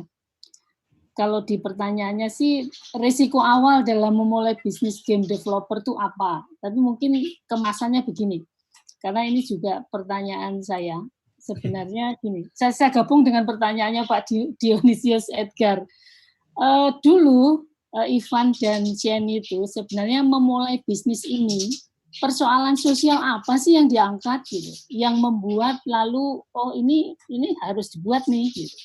Saya harus bikin ini gitu. Nanti nyambung dengan pertanyaannya Pak Dionysius ini. Risiko awal, kalau beliau bertanyanya soal risiko awal dalam memulai bisnis. Sebenarnya gini sih, ini ada dua ya, passion sama satu bisnis. Kalau passion itu kadang-kadang risiko awal, mungkin kalau si ini karena mulainya dari fresh graduate ya, jadi emang punya passion di sana. Kalau saya mulai itu udah umurnya mungkin udah 30-an sih. Udah 30, saya mulai di umur 30, jadi udah cukup telat, nggak ada lagi co-founder. Terlihat muda kok tapi. Kenapa? Terlihat muda wajahnya. Padahal udah setengah tua gitu ya. Jadi saya mulai di umur 30 tuh cukup susah. Satu, mulai industri yang kita waktu itu masih ngeraba. Ya kan? Masih ngeraba banget, belum ada ekosistem, sampai sekarang bahkan di Indonesia belum ada ekosistem buat games yang sehat ya. Kenapa? Karena publisher biasanya mereka publish game impor. Ya kan? Juga belum ada regulasi penduduk dan sebagainya. Kita cari funding susah ya, Sian ya. Meskipun isinya gede banget, tapi cari fundingnya susah karena nggak ada ekosistemnya. Itu jadi kayak itu risiko-risiko yang harus kita tanggung. Akhirnya banyak yang kejebak di services. Jadi banyak perusahaan Indonesia itu perusahaan game, akhirnya jatuhnya bikin services. Dan itu kalau kejebak terlalu lama di situ ya nggak kemana-mana. Karena udah kayak hamster dikasih yang lari di tempat aja gitu kalau saya. Jadi dan pembuatan game itu juga nggak murah. Kalau kita maunya kayak bikin kayak yang casual games gitu mungkin 2 orang, 3 orang atau 4 orang gitu bisa lah ya Sen ya. Tapi kalau kayak game-game yang kayak AAA gitu mungkin bisa sampai ribuan sih karena ada mereka harus ngitung outsourcing juga Sen. Ya kan kayak 400-500 itu mungkin di studio utamanya. Di Cina itu mungkin game studio yang rata-rata 100-200 orang tuh biasa. Gitu dan mereka buat bikin satu game kayak ini disebut ada Mobile Legends kayak gitu, itu mereka bikin mulai awalnya udah dengan budget 80 miliar. Jadi resikonya apa ya kalau nggak selesai atau gimana tuh hilang karena proses game sendiri beda ya sama kalau kita ngomong saya mau bikin aplikasi nih 1 orang yang ngerjain tuh bisa. Kalau game itu semua di film gitu misal. Film itu buat bikin satu film, krunya itu bisa ratusan, bisa 200 orang, taruhlah gitu. Ada penulisnya, ada apanya, ada bagian game design apa segala macam. Ini film plus. Jadi bisa kebayang nggak? Jadi kita harus yang dikerjain itu banyak banget sebenarnya. Jadi nggak segampang itu. Ini game gampang, kita bikin game. Nggak. Banyak yang gagal tuh karena kalau di luar negeri sebenarnya lebih kepada kalau orang biasa lulus, mereka biasa magang atau kerja di perusahaan yang udah mature. Ya kan kayak Agate, terus ada Nantarupa, ada Toge dan sebagainya. Kenapa? Mereka harus tahu dulu tuh bisnis proses. Terus harus tahu pipeline-nya gimana dan sebagainya. Karena tuh nggak akan diajarin di sekolah, di universitas. Dosennya aja belum pernah bikin game, gimana? Nah, di situ kalau di luar negeri itu yang namanya indie game developer itu biasanya udah jenggotan biasanya ya. Udah putih gitu. Karena mereka udah 15 tahun di industrinya, mereka udah tahu pipeline-nya dari A sampai Z. Mereka udah tahu bisnis prosesnya dan peluang bisnisnya, jadi mereka setelah umurnya sekitar 40-an mereka decide tuh jadi indie games. Di Indonesia enggak. Di Indonesia itu orang di universitas baru kuliah mereka pengen bikin indie games.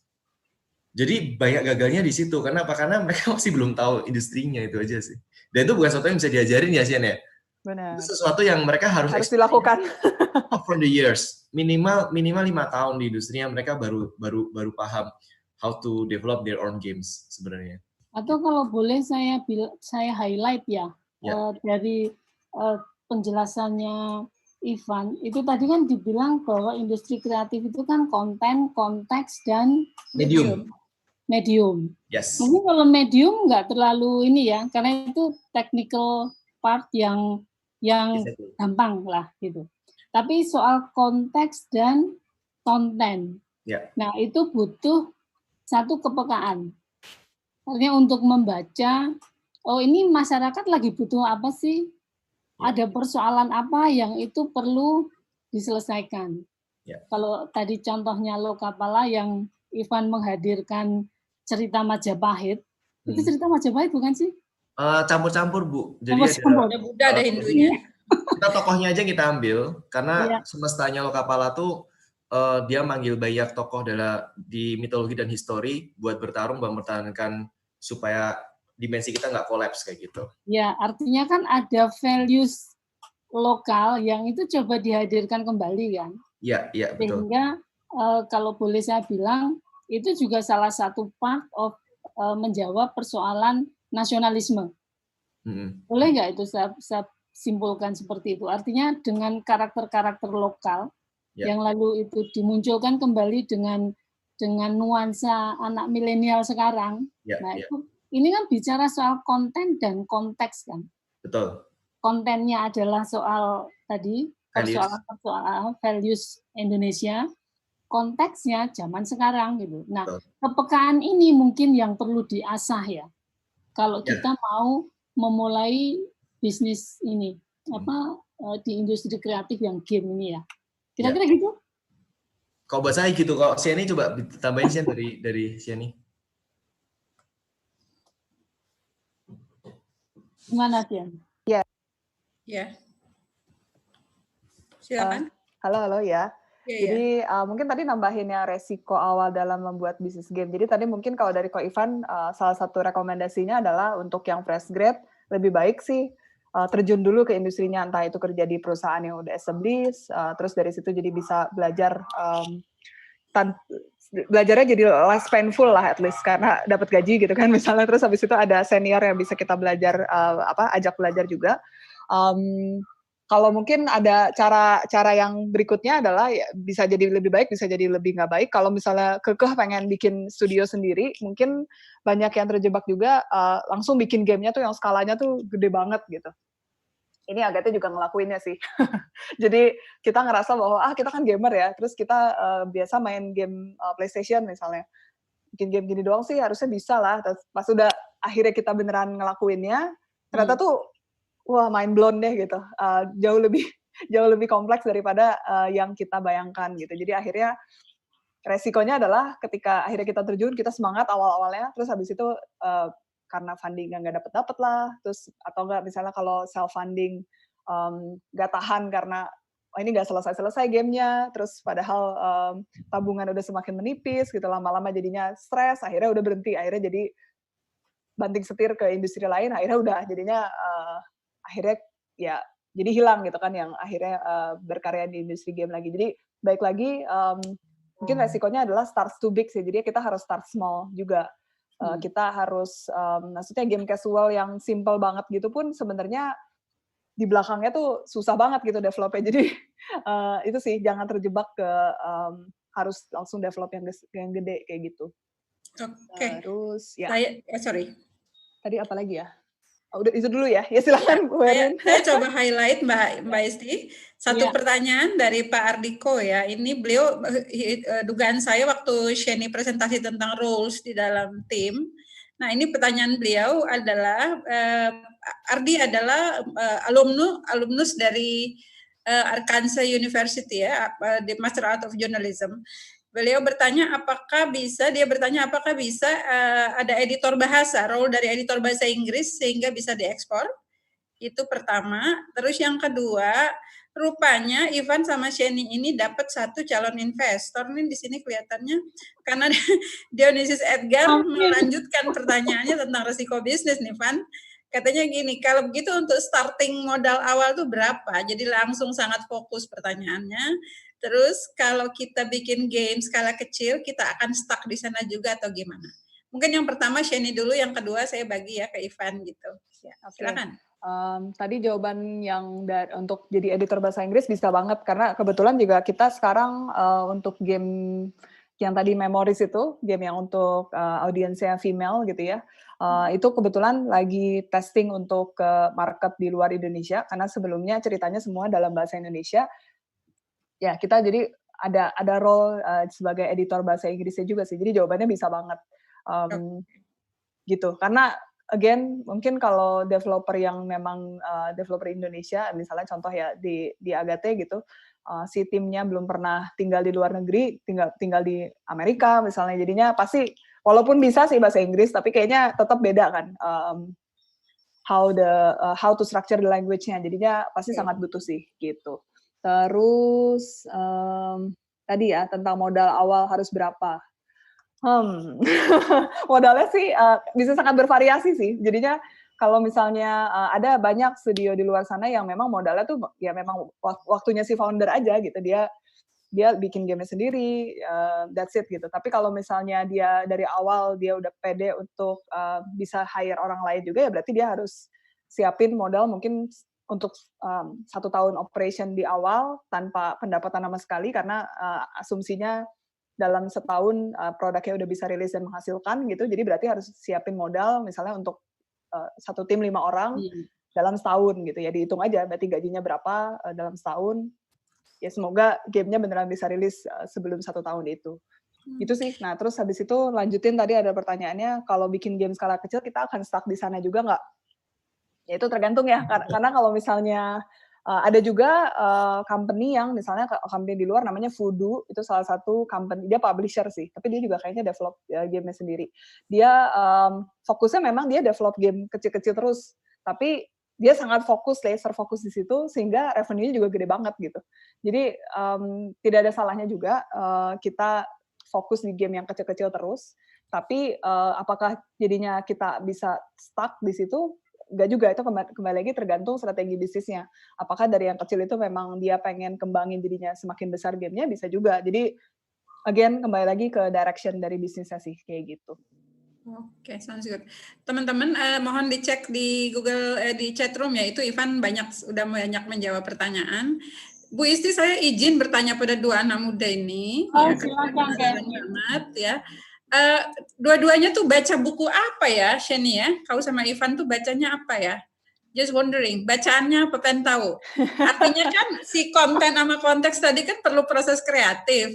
Gue pengen tahu banget tuh lu berdua baca apa ya. Aku tuh salah satu pembaca Tintin mati, dan saya baca yang original ya. Dalam Ersha misalnya, saya kalau stuck banget nulis, saya pasti akan lari ke Tintin tapi yang original, jadi yang dalam bahasa Prancis, yang Ersha punya gitu.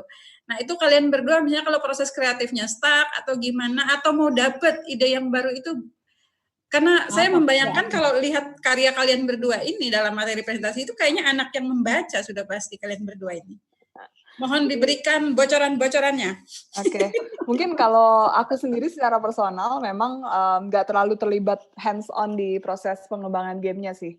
Jadi kalau aku sendiri lebih banyak bacanya, aku memang kayaknya dari dulu jarang baca novel fiksi sih, atau bacaan fiksi. Ya paling baca komik, tapi komik pun nggak terlalu gimana. Anyway, nah jadi buku yang aku baca banyaknya tentang bisnis, product development. Nah terus salah satu yang lumayan favorit aku untuk bangun bisnis di industri kreatif ini tuh Creativity Inc. namanya.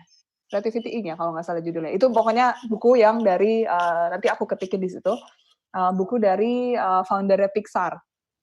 Jadi gimana dia tadinya, dari awal lah, dia ketika bangun Pixar sampai akhirnya dia di-acquire Disney, terus akhirnya dia selalu bikin produk hits gitu. Jadi itu sangat motivational, at the same time very insightful sih gitu. Terus kalau mungkin dari tim kita, tim kreatif yang memang day to day-nya adalah mengembangkan produknya, mereka ngapain ya? Mereka nonton anime pasti, kayak nonton animasi, Netflix udah pasti, terus main game juga pasti sih. Jadi karena kita harus selalu aware juga sama apa yang terjadi di industri, apa sih teknik-teknik baru di game yang di industri game sekarang lah gitu. Dari mulai bisnis model sampai dari sisi kreatifnya. Gitu. Oke. Ivan, lu baca apa, Van? Coba bocorkan. Saya Negara Kertagama gitu. Wow, berat. Lu lama-lama banyak lama kali lu bikin ginian. Saya baca naskah-naskah kuno dari terus kajian-kajian arkeologi dari tahun 80-an itu saya pelajarin. Jadi memang saya memang kalau di Anantarupa saya ngelit di divisi riset. Jadi kita memang mau nge-mapping banyak hal kayak peristiwa-peristiwa, terus kayak hubungannya apa, kenapa ini seperti itu. Jadi bahkan tahun 2014 saya pernah presentasi tentang sesuatu yang saya temukan di sejarah Majapahit yang sebenarnya itu ada di sana, tapi karena historian kita tuh terbagi dua, jadi ada arkeolog, ada filolog, dan itu nggak rukun karena terkotak-kotak dengan sekat-sekat bukti primer, bukti sekunder tadi, jadi nggak bisa lihat bahwa ini berhubungan gitu. Jadi kayak saya presentasi satu prinsip. Jadi ada banyak ya. Kalau tadi Sheni sudah cerita, kalau di kita tim risetnya kita banyak pelajari naskah-naskah kuno dan prasasti-prasasti. Terus juga bagaimana kita mengangkat satu value itu kita petakan gitu. Jadi lebih ke sana. Nah, saya sebenarnya cuma mau nambahin ini sih. Kayak tadi saya belum selesai ngetik. Tadi kan sempat dibahas tentang kecanduan game, dopamin ya. Sebenarnya itu kecanduan dopamin. Dan kita nggak bisa specifically, sebenarnya saya juga kurang setuju kalau game itu membuat kecanduan. Karena gini, kecanduan is another thing, ya kan? Ada sesuatu yang missing. Tapi kecanduan screen time atau dopamin itu bahkan juga that's another thing. Jadi kadang-kadang gini, kita lihat ya, orang-orang tua yang mengeluh anaknya kecanduan game, kita lihat orang tuanya sehari-harinya gimana.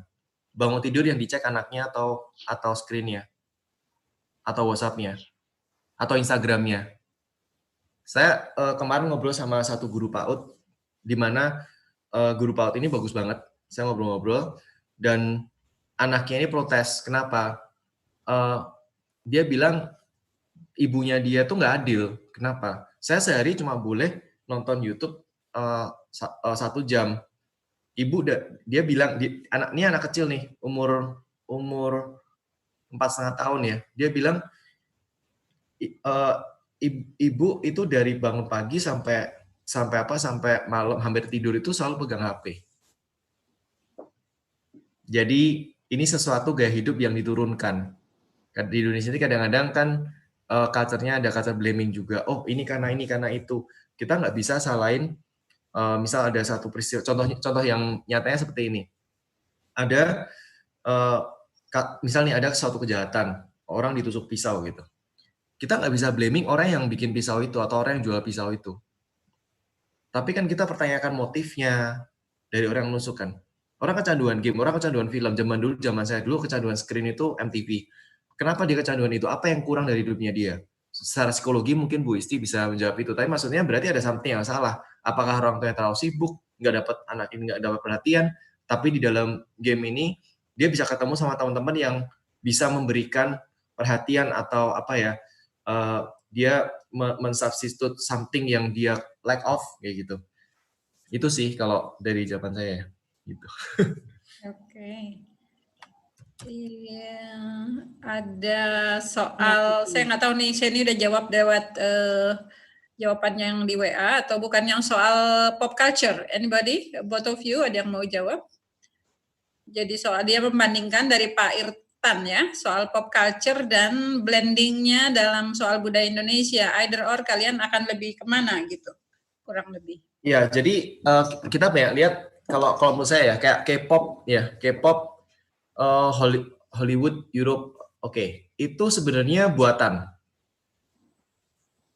Saya bisa bilang saya ada presentasi lain sebenarnya tentang kreatif industri, itu sebenarnya dibuat.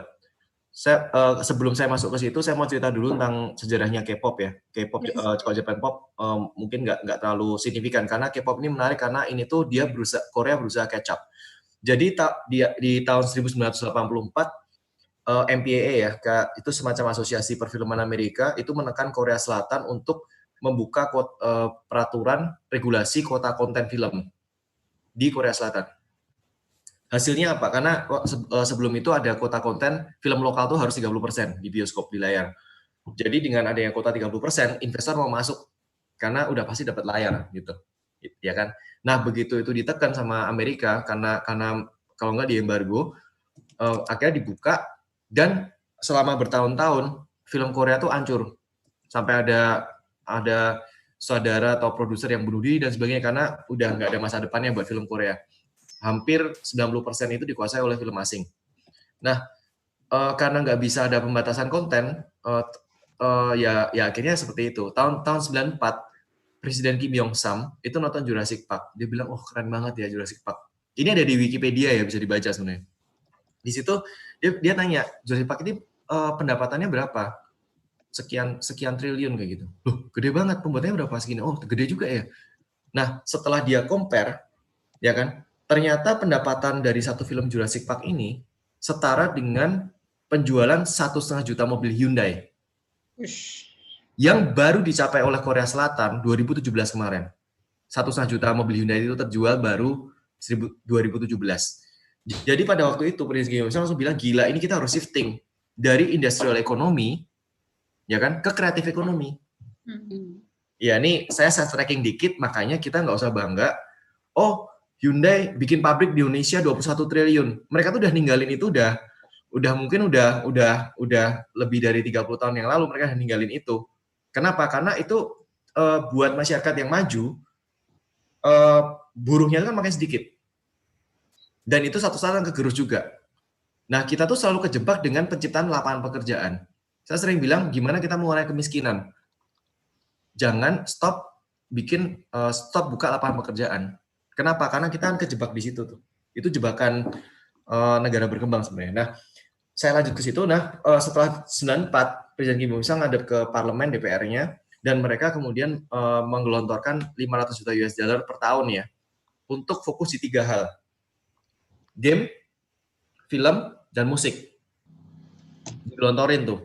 Dan mereka ada regulasi Chaebols itu konglomerat ya. Kalau di sini mungkin ada Indofood, ada apa Sinarmas apa segala macam itu mereka harus menyisihkan expenditures mereka buat supporting to this industry. Karena apa? Ini kan katrol. Karena shifting. Kita mau shifting dari industri-industri lama raksasa ini membuat kekuatan ekonomi baru. Dan itu sebenarnya a fraction of their spending gitu. Karena misalnya kayak satu perusahaan konglomerat di Indonesia mungkin bayar pajak setahun bisa ratusan miliar. Mereka cuma minta 10 miliar dari pajak itu masukin ke situ. Akhirnya apa? Di tahun 99 itu lahir film box office Korea pertama setelah 4 tahun ya. Akhirnya ada yang pecah telur jadi box office setelah ratusan film yang gagal.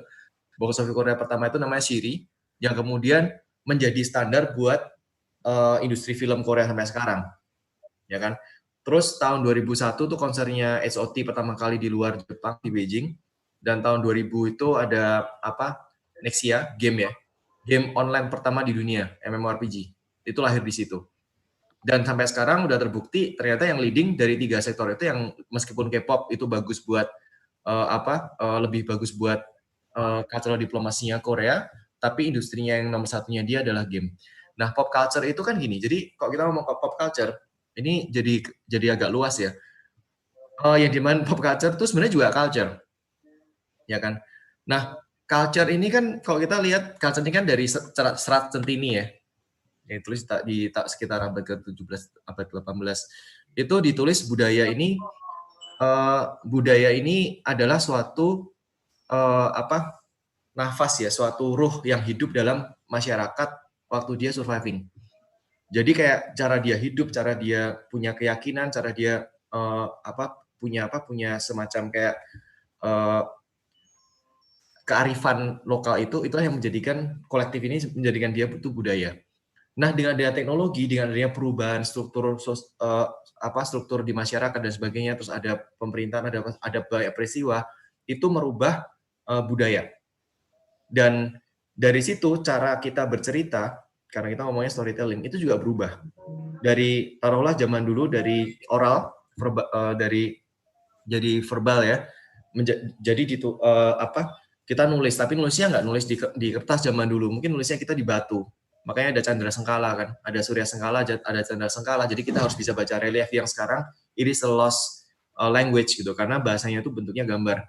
Dan sampai ke naskah, kemudian dari naskah akhirnya mereka bikin wayang beber, ada gambarnya, satu frame ada banyak gambar, dan kemudian dari situ ternyata kalau malam nggak bisa dilihat karena nggak ada lampu kan.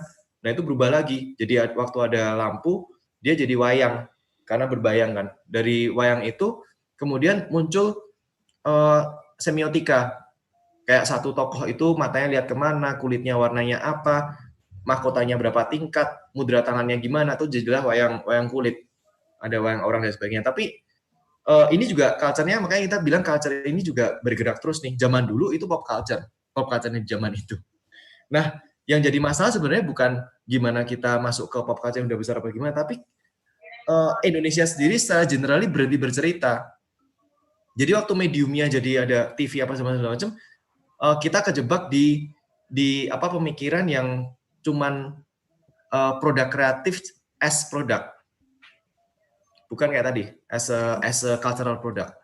Dan itu yang membuat kita kejebak. Film sampai sekarang udah film aja, musik dari dulu, dari tahun mungkin dari 10 tahun yang dari 15 tahun yang lalu sampai sekarang masih berjuang gimana mereka bisa dibayar lewat MP3 yang gratis itu, nggak kemana-mana gitu. Jadi buat masuk ke pop culture ini tentunya harus ada kolaborasi, ya kan? Dari komik, dari animasi, dari film, dari game, ya kan? Dari sektor-sektor kreatif ini, dari mainan, itu harus berkolaborasi. Karena apa? Ada leading sektornya, ada supplementary sektor yang bisa membuat mereka tuh punya keuntungan bersama-sama, kayak itu kolektif. Kira-kira seperti itu sih. Ya.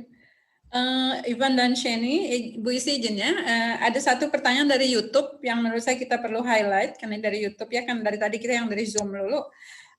Dia nanya, apakah pemasaran dengan konten yang memable, itu lebih menguntungkan? I think both of you bisa jawab itu. Dan mungkin satu, karena waktunya juga makin approaching gitu, sekalian yang ini direct untuk Mas Ivan, yaitu konteks Indonesia mana yang lebih relevan dan punya masa depan, industri kreatif atau manufacturing, seperti yang Ivan udah cerita soal Jurassic Park dan Hyundai. Mungkin yang soal meme dulu kali ya, dua-duanya bisa jawab.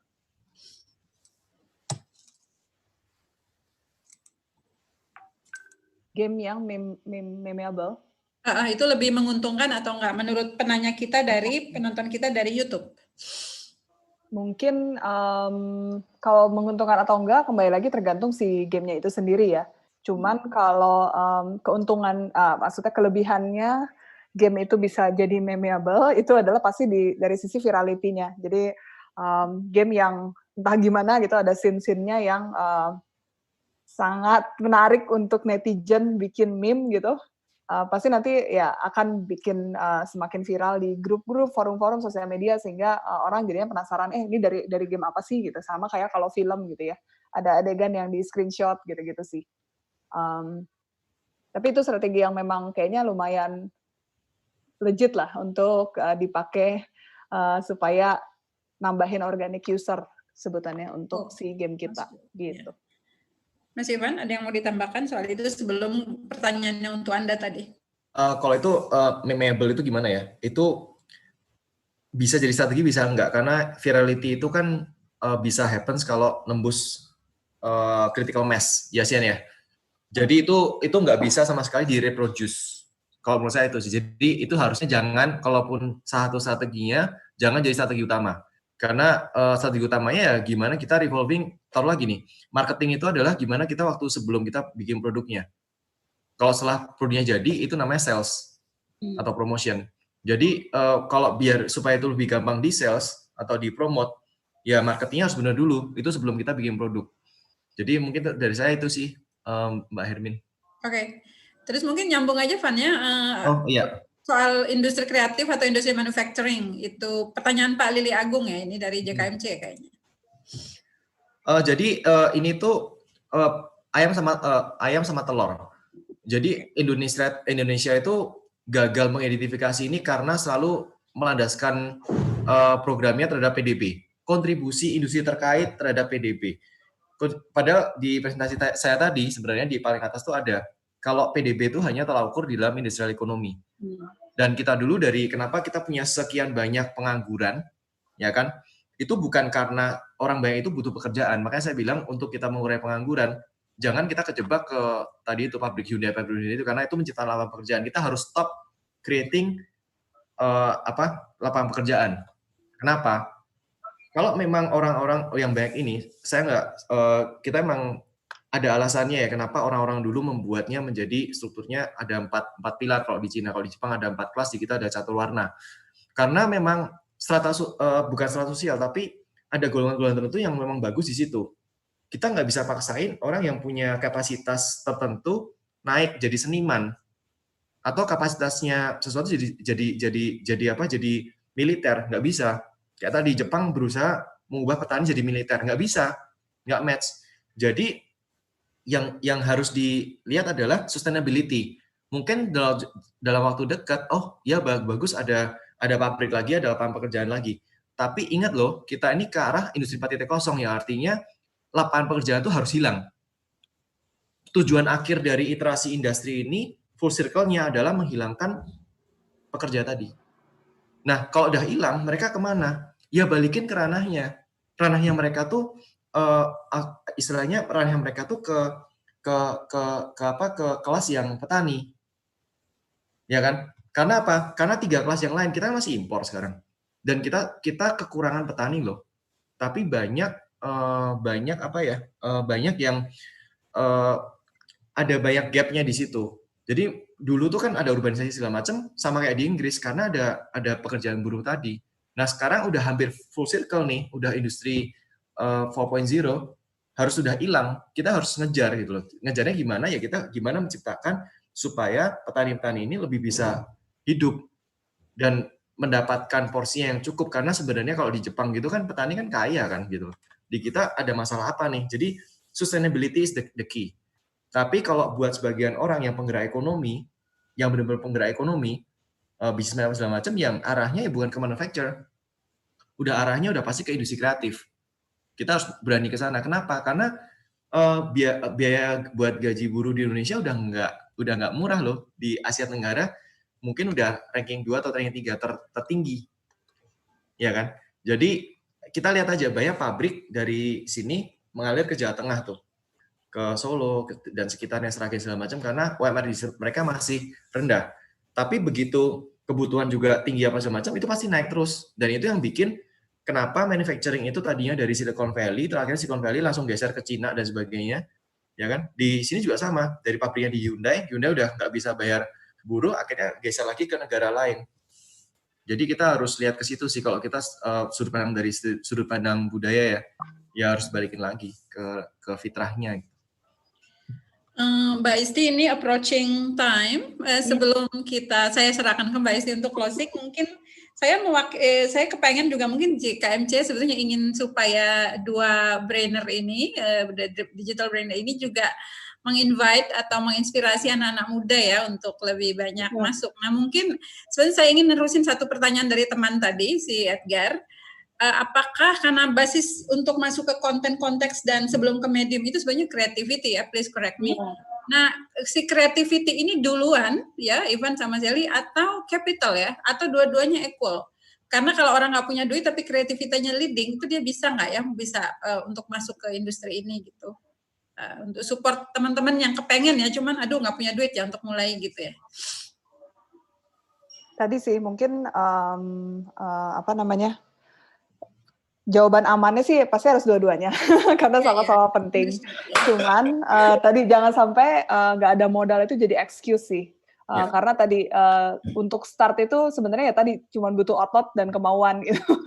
Jadi kita pun tadi sih kalau apalagi ini industri yang sangat open, bahkan tadi kayaknya udah banyak juga berita di mana anak kecil udah bisa bikin game sendiri, dia bisa publish di Play Store segala macam. Jadi mereka aja bisa gitu. Kenapa kita yang udah lebih berumur, yang udah lebih punya pengalaman nggak bisa gitu sih. Jadinya tapi tadi sebenarnya itu saling membantu lah karena benar. Cuman tadi jangan sampai nunggu dulu harus ada modal dulu baru kita start ya. Enggak juga sih gitu. Mas, monggo. Kalau dari saya dua-duanya penting, saya setuju sama Siani. Tapi yang jelas gini sih, kayak